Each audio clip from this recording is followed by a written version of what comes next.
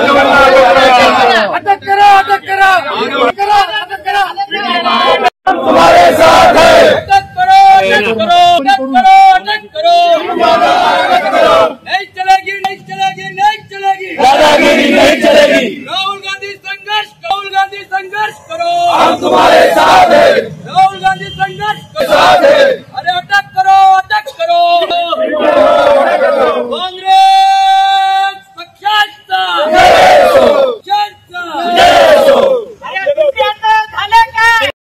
बघा आमच्याकडे आज आमचे नेते खासदार रवींद्र चव्हाण यांच्या नेतृत्वाखाली आज आम्ही कलेक्टर ऑफिस इथे निवेदन दिलेलं आहे आणि त्या निवेदनामध्ये आमचे खासदार विरोधी पक्षनेते राहुलजी गांधी यांच्याबद्दल अपशब्द वापरलेले पिंटू महादेवन यांनी केरळचे हे प्रवक्ते आहेत यांनी खासदार राहुल गांधी यांना गोळ्या घालतो असं जे म्हटलेलं आहे त्याला उत्तर म्हणून आम्ही नांदेडमध्ये आज इथं निवेदन देऊन निदर्शने केलेली आहेत। त्याच्या पुढे जर असं जर वागत असेल हे भाजपवाले तर यांना जसं तसं उत्तर देण्याची आपली क्षमता आहे। आम्ही आज आपल्या माध्यमामार्फत हे सांगत आहे की पुढच्या काळामध्ये राहुल गांधीबद्दल काही जरी शब्द वापरेल काही जरी केलं तर आम्ही हे आंदोलन फार मोठ्या प्रमाणात पेटवण्यात येईल आणि मोर्चा काढण्यात येईल।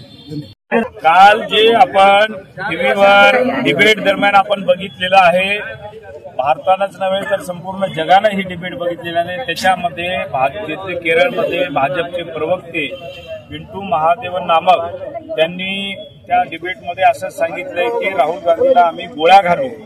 जर सत्ताधारी पक्षाचे जर प्रवक्ते अशा प्रकारचं वक्तव्य जर करत असतील की देशाचे लोकसभेचे सन्माननीय विरोधी पक्ष नेते माननीय आमचे नेते राहुलजी गांधी यांच्याविषयी जर असं वक्तव्य करत असेल तर भारताची लोकशाही कोण्या दिशेने जात आहे हे आपण सर्व जगानं बघितलेलं आहे।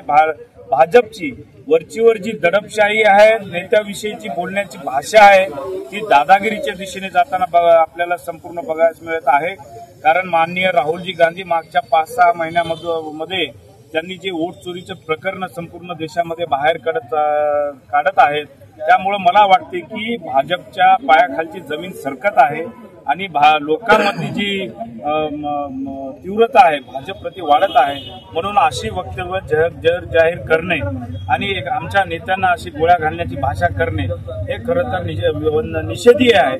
आणि आम्ही आज सर्व नांदेडच्या सर्व पदाधिकाऱ्यांनी मान्य जिल्हाधिकारी कार्यालयामध्ये येऊन इथं निवेदन दिलेलं आहे की पिंटू महादेवनला लवकरात लवकर शासनानं अटक करावं, कारवाई करावी, अन्यथा काँग्रेस पक्षाच्या वतीने तीव्र आंदोलन यापुढे या ठिकाणी उभारण्यात येईल।